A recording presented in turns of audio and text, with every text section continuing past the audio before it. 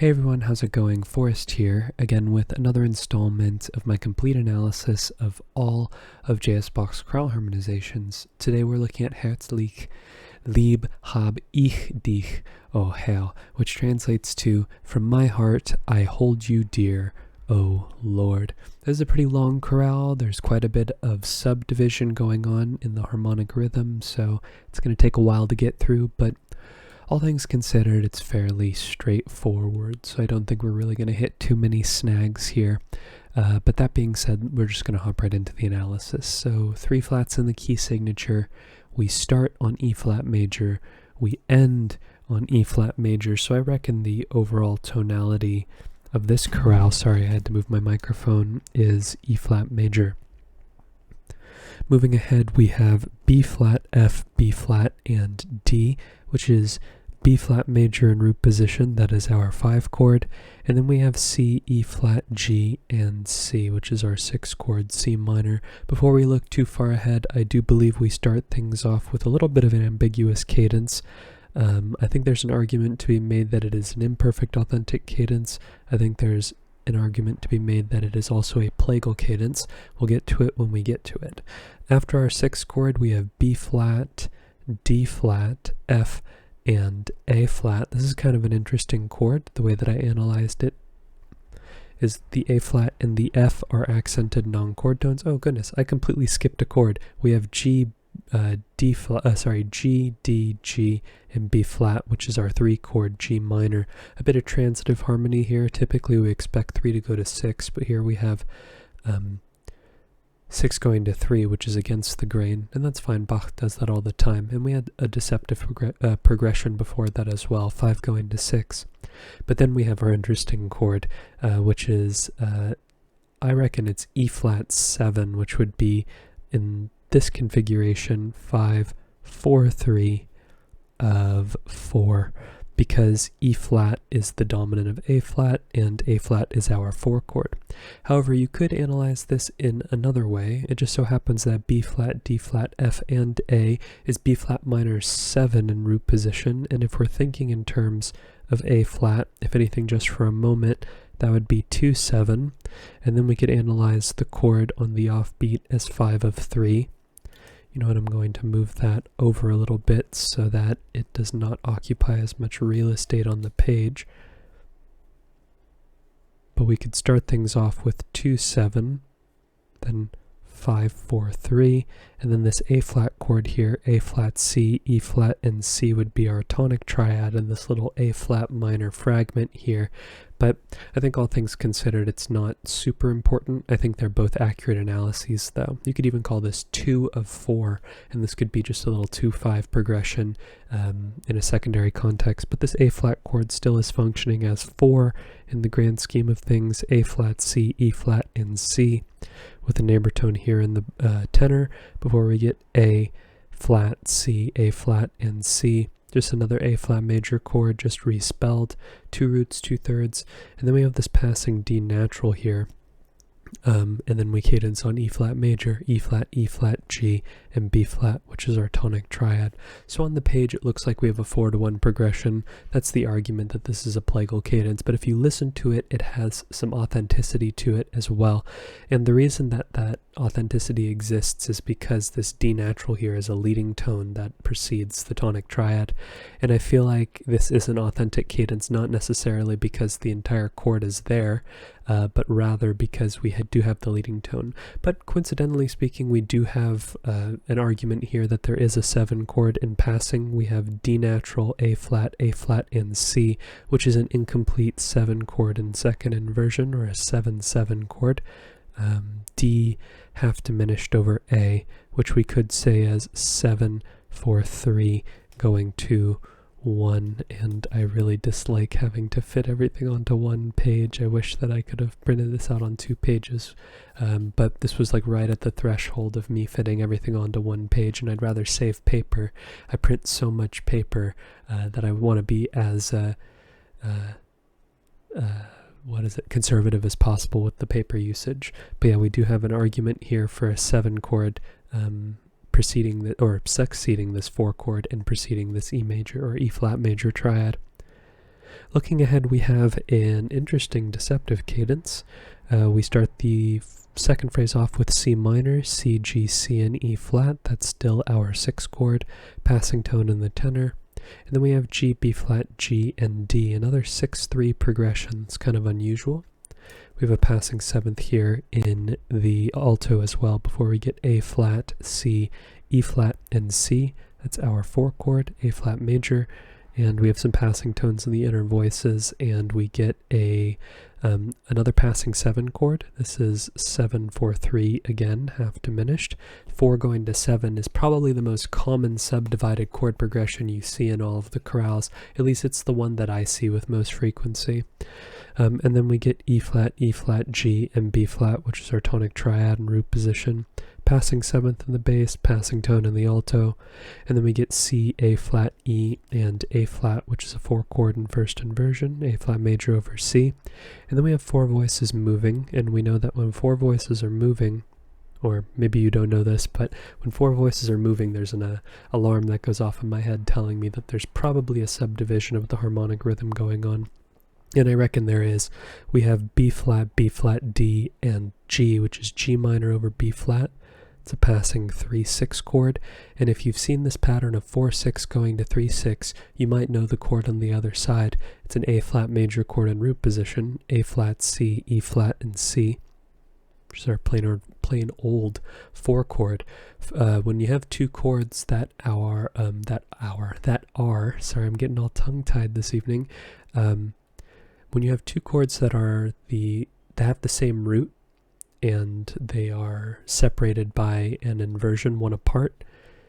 One way that Bach often bridges the gap between them is with a passing chord that is a diatonic step below and in first inversion. So 4-3-6, 4-6, or 1-7-6, 1-6. And the same goes for the opposite direction. So 1-6, 7-6, 1, 4-6, 3-6, 4. We see this with all sorts of different chords. But I would say 1 and 7 is the most common pairing, and 4 going to 3 is probably the second most common pairing, but it's lagging quite a bit behind, even though we are seeing it here. It's not quite as common as 1 and 7 being seen in the same sort of configuration. This E flat is a chord tone, this F is an anticipation, and then we have A flat, D, F, and C, which is a D minor 7 flat 5 chord over A flat. This is the second or third time that we're seeing this chord in this particular spelling. I think there's an argument to be made that this is also some type of F minor chord over A flat, but I think following a 4 chord, it's probably more likely that this is a 7 chord functionally, and that would make this a 4-3 chord half diminished. And then what makes this a deceptive cadence is the fact that we cadence on 6, G, D, G, and B flat. Oh my goodness, that's not our 6 chord. That would be a deceptive cadence in the key of B flat major, but we're definitely in the key of E flat major here. This is a 3 chord. Yeah, that's a 3 chord. I had this wrong in my notes. I was analyzing on autopilot because I heard a deceptive cadence. So we have 7 going to 3 here, which is very unusual. For starters, that's a transitive progression. Typically 3 goes to 7, but here we have 7 going to 3. And I think what makes this cadence unusual is the fact that we would expect a tonic triad here, but we're getting a substitute for 1. We're getting our 3 chord. And 3 and 1 aren't too far apart, but the fact that we get a minor triad here and not our major tonic is what's deceptive about it. So that's the label. But this is like a mediate deceptive cadence. I think we've seen a handful of these in the past, but they're definitely not common. And they have a particular vibe and profile to them that's unique. Looking ahead, we have a perfect authentic cadence in the key of E flat. So for our entire A section, no modulations. It's a little unusual, but not unprecedented.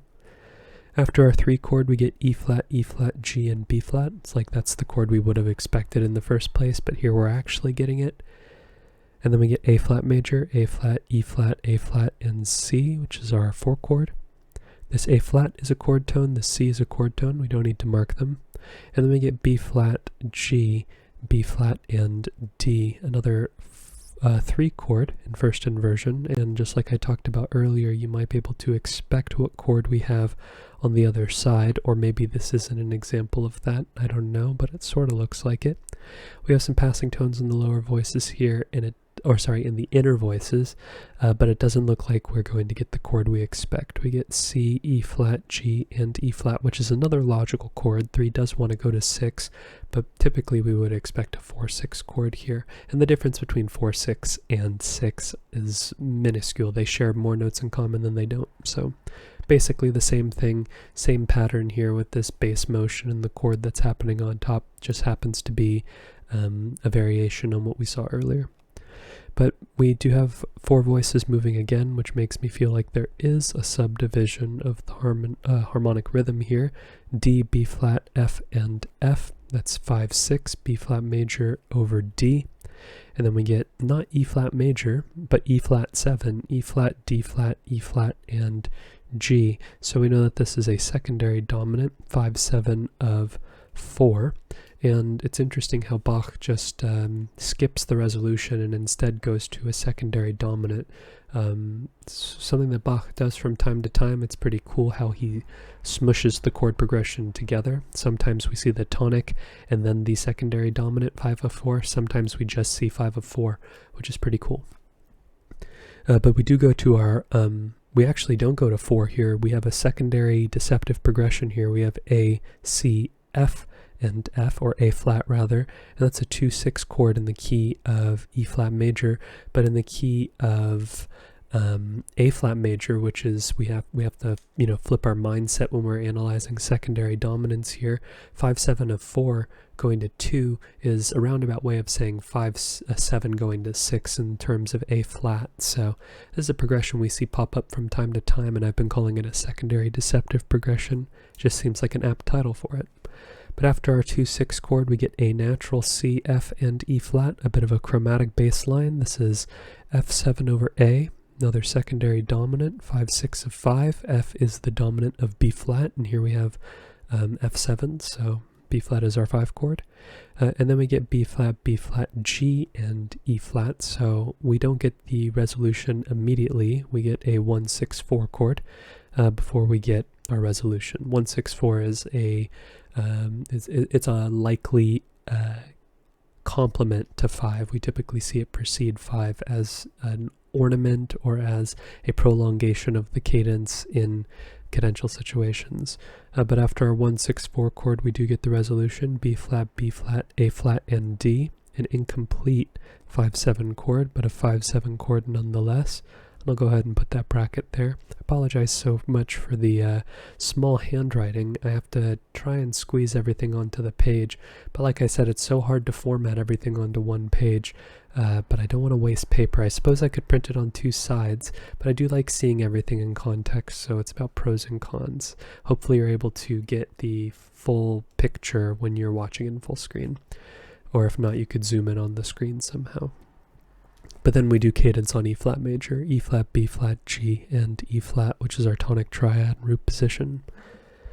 And we are now officially in the B section. So looking ahead, we have another sort of ambiguous cadence.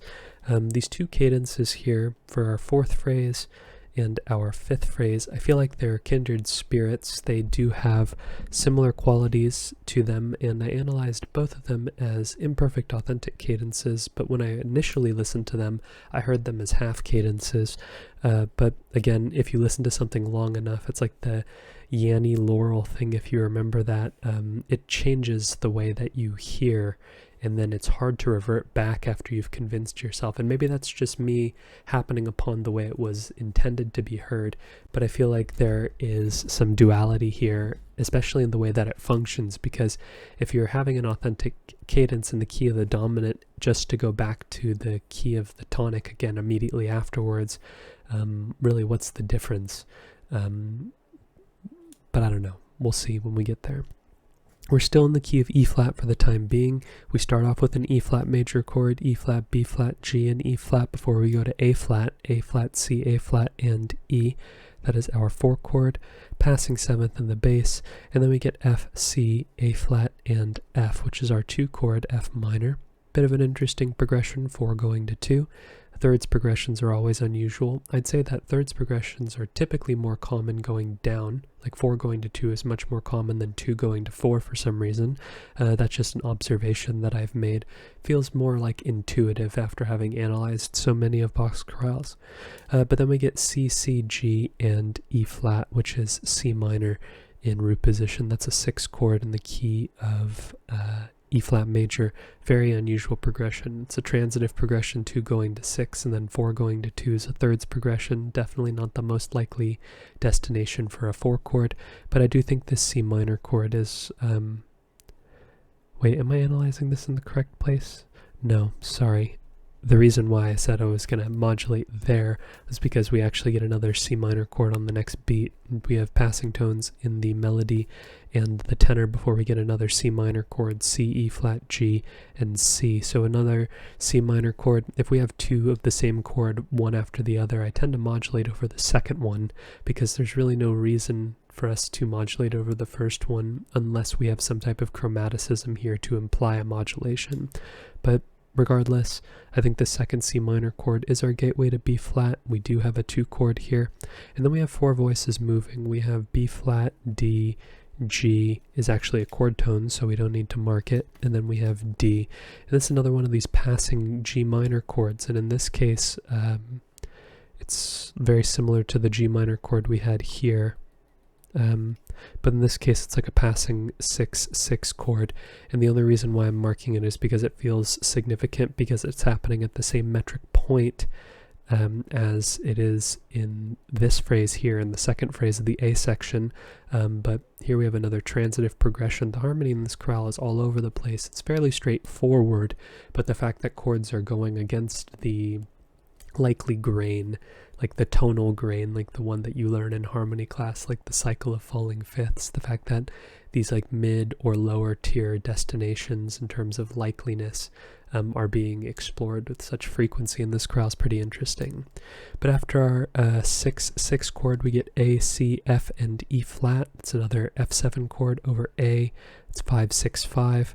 Passing tone in the bass, passing tone in the alto before we get F, F, A natural, and E flat, which is just taking our chord and putting it in root position. And I'm using the figured bass 7/3 here because it's an incomplete 7 chord. We don't have a C natural in this chord. We only have F, E flat, and A, so no 5 for the 7/5/3 figured bass, just 7 and 3. But then afterwards we get B flat, F, D, and D. Sorry, B flat, F, B flat, and D, which is our tonic triad now in the key of B flat. Next phrase, similar thing is going on. We are going to go back to the key of E flat after this because we are seeing this A flat here in the bass, which is implying this B flat's now functioning as a dominant. So this B flat chord, B flat, F, B flat, and D is now 5 in the key of E flat. And then we get G, B flat, and E flat, which is our tonic triad, E flat major in first inversion, passing tone in the bass before we get E flat, B flat, A flat, and F. Kind of an unusual chord, but it gets fixed when you look at this E flat as an accented non-chord tone. When we have D, B flat, A flat, and F, that's just another 5/6/5 chord, B flat 7 over D. And then we have E flat, B flat, G, and E flat, which is another tonic triad in root position. This time we have a passing 7th in the melody before we get F, F, A, and C. We might be tempted to call this a 2 chord, but I'm inclined to say that this C is an accented non-chord tone, and it's actually this D that's our chord tone, making this a 7/6 chord. You could say this is a 2-7 progression. You could say the D is the passing tone, but again, this pattern of one going to, or just a chord in general, going to another chord that is a diatonic step below it in first inversion, then to the first inversion orientation of the chord. It's just so prevalent that I feel like Bach just uses 2 and 7 and switches it up and plays with the idea of the diminished and the minor chord in tandem. because he does it so frequently that I'm just going to stick with the analysis that I've done for pretty much every instance of this particular progression since I picked up on it, which was relatively early in my journey. We then have G, E flat, B flat, and E flat, which is exactly where we expect it to go, 1, 6, and I think we have a quick little modulation here to the key of B flat. It definitely doesn't feel as established as this modulation is. We have A in the bass and in the alto here, but I feel like the cadence is still operating in the same way, where we are we're not necessarily getting a half cadence. I feel like this D, after having listened to it so many times, wants to resolve down to B flat rather than up to E flat, but you can hear it both ways. I definitely wrestled with it for a while until I decided. But yeah, I am going to say that we do modulate to B flat here, even though this could be analyzed in E flat. I'm just pretty confident that we're in B flat here the more that I've talked about it. So this is a 4-6 chord in the key of B flat, passing tone in the tenor. This G is a chord tone, so we don't need to mark it. And then we get A, C, C, and F. That's a 5-6 chord, F major over A natural. And then we get B flat, F, B flat, and D, which is our tonic triad. So we have two very similar cadences here between the first and second phrases of the B section. The main reason why I feel like we modulate in both of them is the symmetry of what's going on here. But again, that same symmetry could be argued for in favor of half cadences. So that's entirely up to you. Like I said, there's varying perspectives, and I think both are correct. Ultimately, what matters is you commit to a particular analysis and you back it up with what you hear.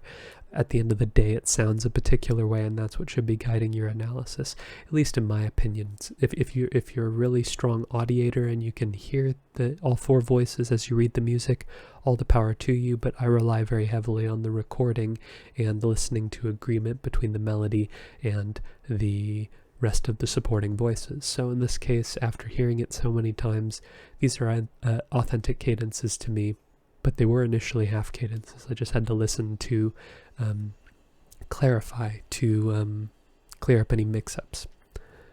Afterwards, we get a perfect authentic cadence in the key of E flat.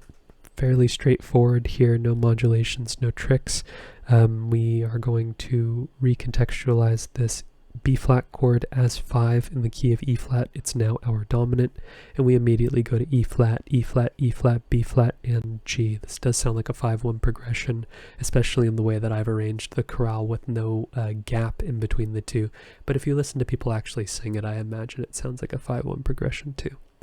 We get another E flat major chord, E flat, B flat, and G. No need to reanalyze. Passing 7th on the bass. And then we get C, E flat, C, and G, which is a 6 chord, C minor, root position. Passing 7th on the bass again. And then we have A flat, F, C, and F. That's F minor over A flat. That's 2-6. We're seeing a normative progression here. 6 going to 2. That's where we typically expect it to go. B flat's a passing tone. Then we have a bit of an interesting progression here. We have C, F, A flat, and E flat. I think you could make the argument that this is a 6-4 chord, but I think this C is not necessarily an accented non-chord tone, but I feel like because this C and this A both belong to the chord, I don't know, maybe this is a 6-4 chord. I feel like this is more like a 2-6-5 chord, and it's really the only voices that are moving are the A flat and the E flat here, or at least those are the destinations. So I'm going to make the argument that this is a 2-6-5 chord, especially in the context of the placement, right? It's like if you look and see that you're near a cadence, 2-6-5 is one of the most common cadential chords, especially in authentic cadences. So we're nearing an authentic cadence. This is just counterpoint in the bass. I hear a 2-6-5 chord. We then have B flat, G, and E flat, 1-6-4. And then we get B flat, F, and D. That is a 5 chord, B flat major. Go ahead and link those two together with that bracket. And then we cadence on E flat major, E flat, G, E flat, tonic triad, root position. Okay, looking ahead, we have another sort of symmetrical phrase where we have an entire phrase in the key of B flat for the most part, ends in a perfect authentic cadence as well. We do go a little bit further into the phrase in the key of E flat, though. We have another one of these 1-7-6-1-6 progressions. We have F, F, A flat, and D, which is 7-6, like I just said. And then we have G, B flat, G, and E flat, which is 1-6 in the key of E flat major. It also happens to be 4-6 in the key of B flat major. Passing tones in the lower voices. When we have a 4-6 progression going to 1, B flat, D, F, and D, bare minimum we have a leading tone connecting the 6 and the 1 of the scale and the bass, and sometimes we get another voice here that fully voices the chord as a 7 chord. So in this case we have a minor 7 flat 5, which is 7-7. Ooh, that's a lot of that's a lot of notes. You know what I'm going to do? I'm going to put an arrow here, and I'm going to put 7-7. There you go. I solved the problem. I put an arrow there to indicate that it's happening on the offbeat or on the and of the harmonic rhythm, and then we go to 1. So 4-6-7-1. It's very unusual to see, but still helps me with some real estate on the page. This B flat's a chord tone. This G is a non-chord tone. Kind of turns it into a 6 chord. I'll go ahead and mark that actually as a 6 chord. Main reason why I'm going to mark that is because of what happens later in the progression as well. It feels like this arpeggiation G, C, E flat, C, or sorry, B flat, G, E flat. It feels significant because he does the same arpeggiation, or not the exact same, but the fact that he skips in thirds. It's unusual for him to do that. It's a unique profile, so I feel like it's significant. There is an impact it's having on the chord progression. Maybe that's just me, I don't know, but I'm going to mark it. It doesn't hurt. We then have E flat, G, and C, which is C minor in first inversion, 2-6. 6 going to 2, that's a good sign as well. This F's a passing tone, and then we have G, D, G, and B flat in the key of B flat. That is a 6 chord, G minor in root position, so some transitive progression here. And then this E flat, D, G flat, and B flat kind of turns the chord into 4-7. These arrows, I'm not entirely sure how much of a fan I am, but I have to make do with what I have. But yeah, the fact that he's arpeggiating over these eighth notes in 2 locations feels significant to me, which is why I feel like it's having an impact on the chord progression. Therefore, I'm going to analyze it. I feel like this chord here on beat 4 and is a little less significant because it's only the bass moving. Here we have 2 voices moving. I don't know. I'm going to leave it there. We then have C, E flat, G, and B flat. That is 2-7, C minor 7 in root position. Kind of unusual to see a root position 2 chord here. We typically expect 2-6, but 4 going to 2, 6 going to 2, however you look at it. The fact that he's like arpeggiating C minor 7 over the span of this with B flat, E flat, and C, and then G, E flat, and C feels somewhat significant, like he's like, this is just one long precursor to the cadence, and then he finally arrives on it. We have a passing tone in the tenor before we get F, C, F, and A natural. It's our 5 chord, 2 going to 5. It's pretty stable progression. And then we cadence on B flat, D, F, and B flat. Tonic triad, root position. Okay, we have a really short phrase here. It's only, if you include the cadence, 4 beats long. We have a half cadence here. I think it's our first half cadence. I guess the way that I reasoned it, it's the first half cadence, but it could be the third half cadence if you hear these earlier phrases in a particular way. But we do make the move to C minor at some point, and I think it happens much closer to the cadence. It's hard when modulations only occur over the span of 2 beats and then you have a cadence. It looks like it's really jammed in there time-wise, but ultimately, you know, that's the effect that the cadence has, so the analysis is going to look like that as well. But we are going to stay in the key of, we're not going to stay in the key of B flat. We're definitely going to E flat here. This B flat chord is now our 5 chord in the key of B flat. And then we get E flat, B, E flat, and G. This does sound like a 5-1 progression, just like the one we had earlier, or the ones we've had earlier. And the C is a passing tone. We then have B flat, D, F, and F. And so begins the modulation zone, right? Either of these, you could analyze this entire progression or this entire phrase in the key of C if you wanted to. To me, it sounds like we go to E flat before we go to C. This half cadence almost has a deceptive quality to it because it really does feel like we are moving to C right at the last minute. But ultimately, it really does sound like E flat is the gateway to C minor. And to be honest, it makes a little bit more sense to go to C minor via E flat, because E flat shares a pitch collection with C minor, and B flat is adjacent to it on the circle of fifths, but it wouldn't be as direct.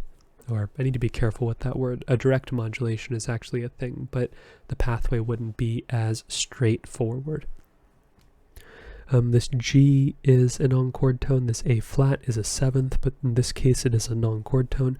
And then we have some transitive harmony here. We have C, E flat, G, and E flat. That's a 2 chord in the key of, it is a 6 chord in the key of E flat. Let me go ahead and make that E flat look more like an E flat. And this 6 chord, it's not a transitive harmony, it is a deceptive progression because 5 is going to 6.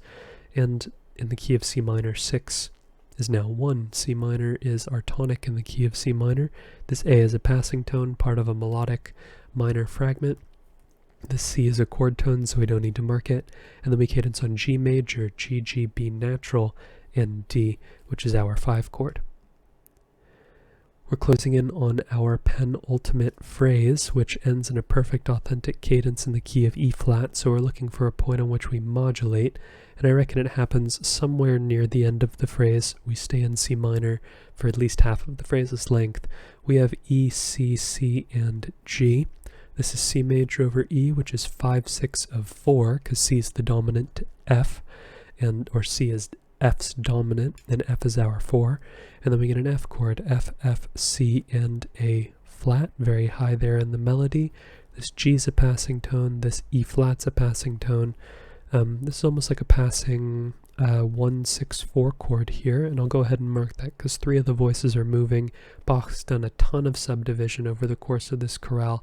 Might as well add another chord to the analysis. We then have A flat, D, B, and F. I think there's an argument to be made here that this is a 7-4-2 chord, B fully diminished 7th over A, but I reckon that's this D and this B are actually non-chord tones. Just the way that they're placed, this B really feels like a non-chord tone to me, and this D is sort of just an accessory to this B because they happen at the same time, and they both go to another note that I guess makes a little bit more sense. We have, as a result, A flat, C, C, and F, which is just a 4-6 chord. So we have 4 going to 4, 6, and 1, 6, 4 here. If this C were a B flat, we would have a 4, 3, 6, 4, 6 progression. So this 1, 6, 4 kind of feels like a substitute for 3, 6. We've seen that progression earlier in the chorale as well. So this is just another take on that same principle that 2 chords that are 1 inversion apart can be bridged by a chord a diatonic step below in first inversion, or a chord that is a 4th below in second inversion. Very cool stuff. But you could even call this a 4 or a 7-4 progression. It's entirely up to you. I feel like there's the potential for a lot of chords to be going on here, but I don't really think it's as harmonically dense. It just does not sound that way to me. But afterwards we have A flat going to B natural. This diminished 7th's pretty neat. B, D, G, and G. That's 5, 6, G major over B. And then we get C minor, C, C, G, and E flat, which is our tonic triad. And I reckon this is our gateway back to the key of E flat. This is now our 6th chord.